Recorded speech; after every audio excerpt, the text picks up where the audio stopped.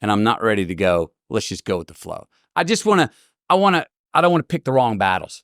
I'm trying to be discerning and not picking the wrong fights, because I like picking fights and going after challenges. But I'm kind of like, man, it's tough duty to win the fair fights. And there's a lot of unfair fights out there. And why do I want to spend my time, if I got 24 hours a day, picking unfair fights when I'm going to be busting my ass to win the fair ones? Well, also picking fights with yourself. You hinted just there at the difficulty of a negative inner voice. You take things seriously. You care about what you're doing. You want to achieve things in this world, which means that you need to have high standards. Yep. You need to posit an ideal.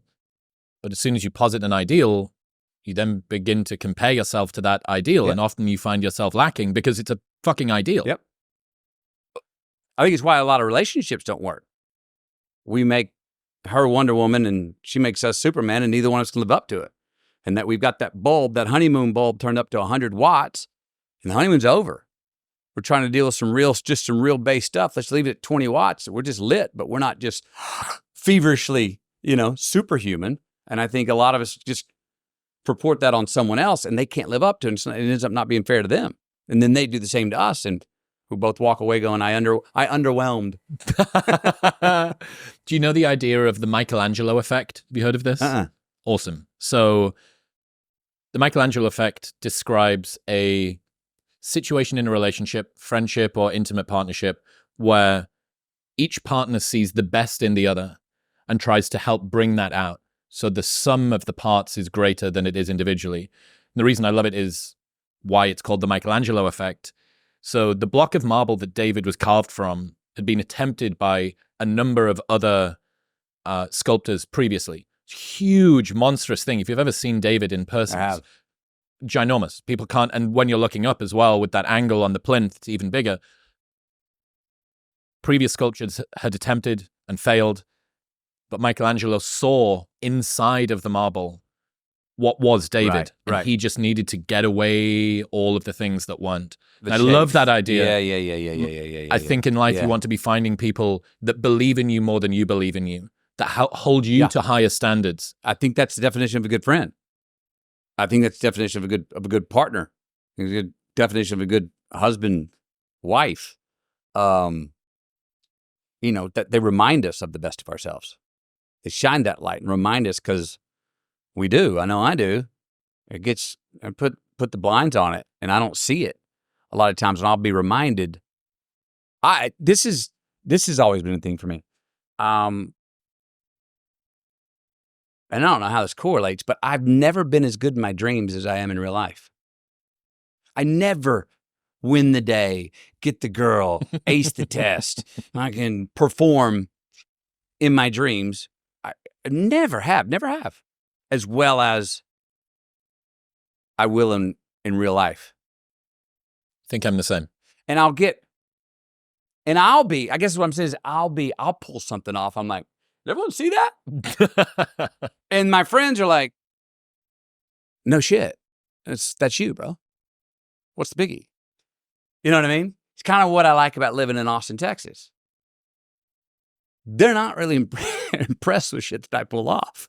They thought it was cool. I won an Oscar, but they were like, well, no shit. And I was kind of like, oh, all right. Yeah. Thank you, man. That's, and that's what friends will do in a way. Loved ones will do that and be like, yeah, there you are. Again, it comes back to that. It's so much easier to be supportive and gentle of other people than of ourselves. You will happily bestow this sort of gentle, reassuring pat on the shoulder when somebody succeeds or falls short when they tried their best. Right. Yet, given the fact that you tried your best, you give yourself a kick in the dick on the way out of the door and a harsh word to follow you. Yep. What do you think about when you do succeed and a lot of people go, oh, that's nothing. I prescribed it. I think we should take some time to be able to look in the mirror and own that thing that we pulled off and go, good job. That's what you wanted. It's what you got. At the same time, be able to, as we do more often, look in the mirror when we fail and go, bogey, you Oh, did and that not one pull too. that off. You know what I mean? But I mean, it's kind of big in the ownership idea, the fail or the gain, ownership being really important. And I don't, I'm a fan of the ego. I wish people, someone said this to me before. Look, this acquaintance said this. It came off the cuff. I didn't even think about it. She was like, somebody, Matthew, you're so full of yourself. And I, without thinking, I was like, well, who else am I supposed to be full of? That's a good line. And I stopped after. I was like, that's exactly what I meant. And I went and wrote that down. I wish more people were more full of themselves. Not in the arrogant way, but I'm talking about a healthy ego to understand. And I understand the ego's difference between I and me. Me's the objective, but to know the I wish more people, I wish we were more full of ourselves. I wish more people in the world were more full of themselves. I think part of the challenges in life is a lot of us are running around half-assing ourselves, half-fooling ourselves, not full of ourselves, not studying ourselves enough, not holding ourselves to task enough, not patting our own self on the back when we do get what we want enough, not cracking our own whip on our backside when we do get out of line even though we knew better. I wish we were more full of ourselves that way. The guy that was sat there yesterday, Dwayne, I asked him something not too dissimilar about self-esteem. He took a little while. He said, I like me. I'd buy me a beer. I just thought, that's so fucking great. Yeah, man. I'd buy me a beer. I'd buy me a beer. Hey, he's shaking hands with himself, you know? And shoot, man, I got plenty of times where I'm the last guy I want to have a beer with. I'm happy to say I got some times where I'm like, I appreciate drinking alone. You know what I mean? Yeah. I mean, it'd be nice. Would that be not more than nice is a better word than nice, but if go try to be today someone you want to have a beer with. It's a pretty good, easy way, pretty good bumper sticker. You know what I mean? Could have been in the book. Yeah. Talk to me about the non-deserving complex. Yeah. This feels similar. Yeah. So it definitely, and I think it's called in their term imposter syndrome or something like that. When I got famous off of Time to Kill, I had more people saying, I love you. And I'd only said that like 4 times in my life to 4 different people. And I was like, wow, they mean it, you know?